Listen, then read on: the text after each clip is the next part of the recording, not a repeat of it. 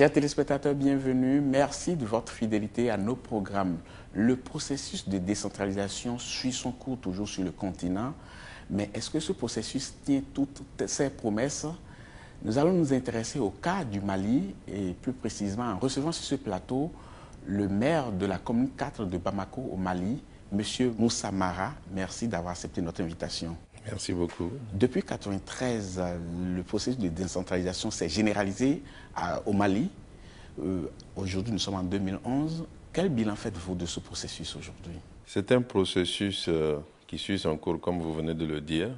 Un processus qui a été enclenché de manière globale en 1993 et qui a vu la création de 703 communes, les collectivités de base, 49 collectivités intermédiaires et 8 collectivités supérieures sous forme de régions.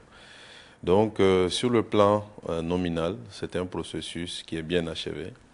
Nous avons vu depuis maintenant une vingtaine d'années plusieurs élections démocratiques organisées et qui ont mis à la tête des collectivités des élus de divers horizons, de divers partis politiques.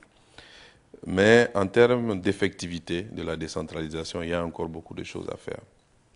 Nous voyons sur le terrain des collectivités qui ont du mal à se mouvoir véritablement, sous forme de prise d'initiative en termes de politique de développement, sous forme aussi simplement d'action que les populations sentiraient, je dirais, au quotidien, en termes d'éducation, en termes de santé, en termes d'assainissement.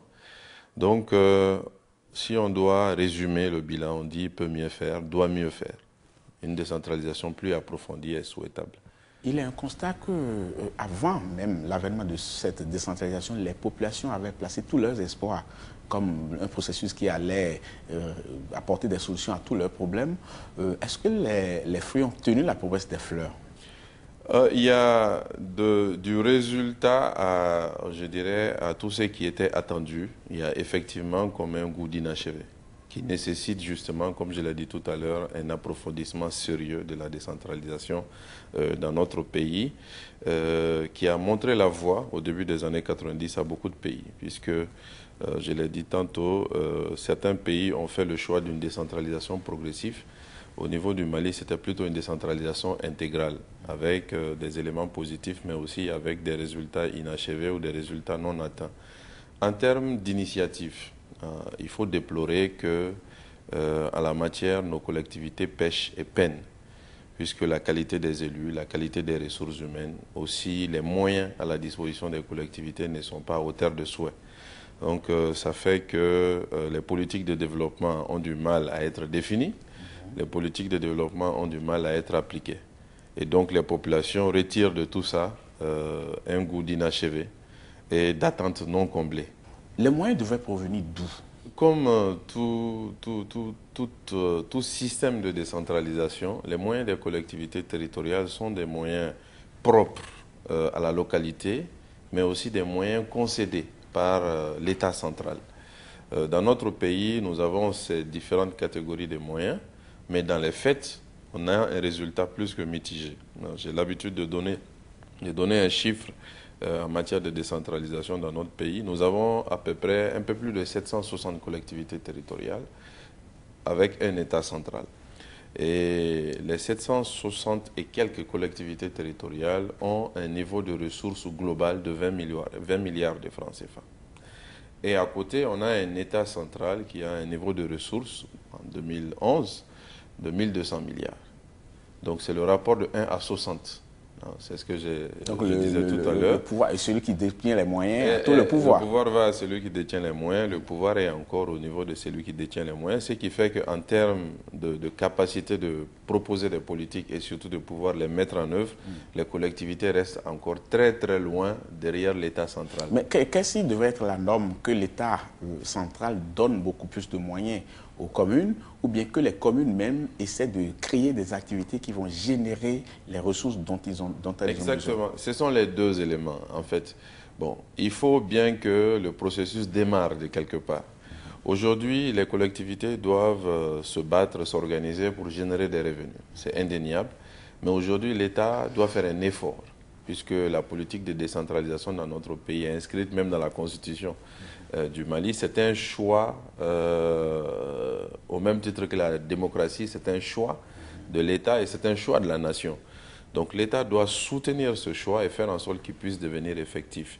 Moi, je pense que si 20% des ressources publiques dans notre pays étaient allouées aux collectivités territoriales, on assisterait à un véritable mouvement qui enclencherait un cercle vertueux de plus de moyens, plus de ressources, plus de moyens, plus de ressources, et donc plus de capacités et une acceptation plus grande par les populations, parce que les populations voyant des initiatives locales prendre forme dans les collectivités, se développer dans les collectivités, être mises en œuvre dans les collectivités et verraient plus d'utilité à leurs élus locaux. Donc dans ce contexte, les populations ont très vite déchanté.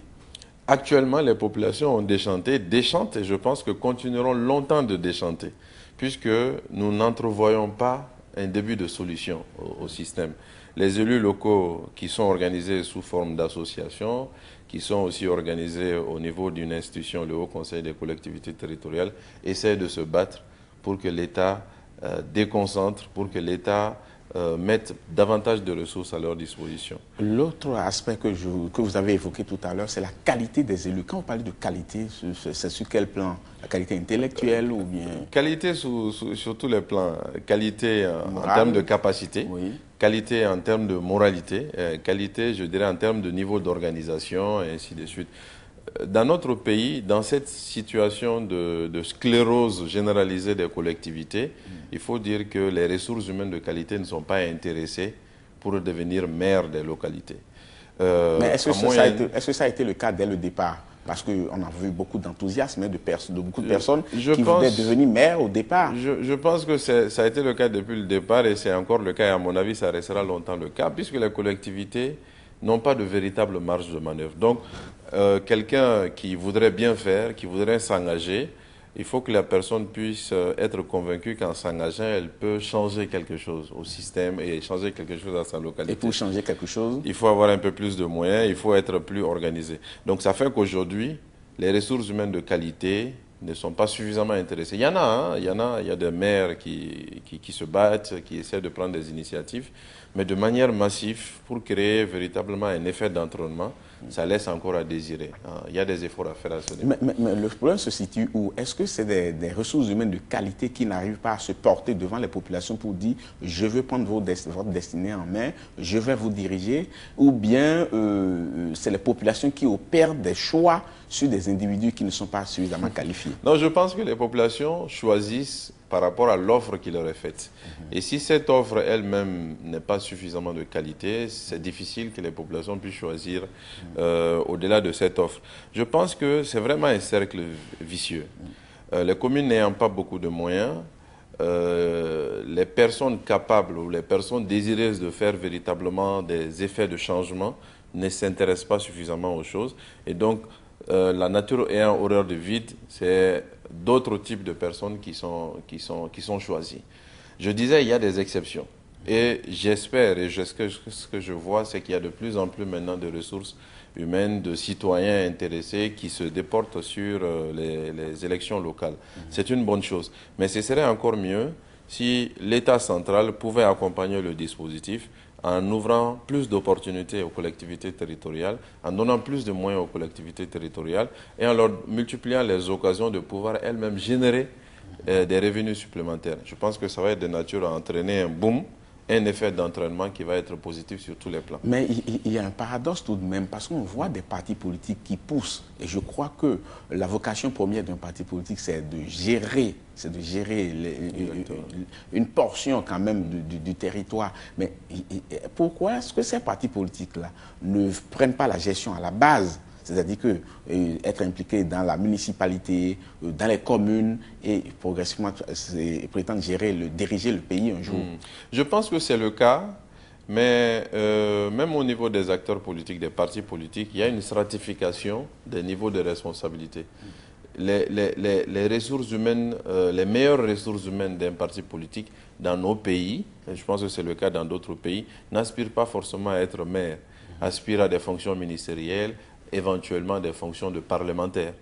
Donc, il se fait un écrémage qui fait que toujours dans une organisation politique déterminée, les meilleures ressources humaines vont ailleurs que dans les collectivités territoriales. Et on arrive à des résultats qui sont des résultats décourageants, il faut le reconnaître. Mais je pense que si les collectivités arrivent à démontrer leur capacité à pouvoir être de véritables occasions d'approfondissement de la démocratie locale, de répondre aux attentes des populations à la base, ça va attirer beaucoup plus de ressources et beaucoup plus de ressources humaines. Et c'est là où l'État a un rôle à jouer, je pense. Mais dans un contexte de décentralisation, normalement, ce sont les populations ou les élus locaux qui décident de ce qui sera fait dans leur localité. Exactement. Est-ce que vous pensez qu'aujourd'hui, ces élus-là décident réellement de ce qui se fait, même si c'est le pouvoir central qui opère un certain nombre de réalisations sur le terrain? Est-ce que vous êtes suffisamment consulté? On est assez consulté, mais l'initiative nous échappe. Et l'initiative nous échappe parce que nous n'avons pas beaucoup de moyens, nous ne sommes pas suffisamment organisés ou nous ne sommes pas suffisamment compétents pour nous-mêmes identifier nos difficultés et pouvoir conceptualiser les solutions à ces difficultés. On est consulté, mais on voudrait l'être beaucoup plus. Et c'est ce que je disais. Si on avait plus de ressources humaines, aussi bien dans l'effectif du personnel municipal qu'au niveau des élus, si on avait peut-être un peu plus de moyens, on allait être capable, dans le cadre des compétences qui sont transférées, puisque l'État transfère les compétences. L'État nous laisse l'initiative sur le papier. Mais comme on a du mal à répondre à cette initiative, des fois l'État se met à notre place pour décider. Nous voudrions bien être capables d'eux. Mais nous attendons de l'État de nous mettre les moyens, les organisations à notre disposition, de faire un effort et même de faire un sacrifice pour que la décentralisation que nous appelons tous de nos voeux soit effectivement une vraie décentralisation. C'est notre souhait.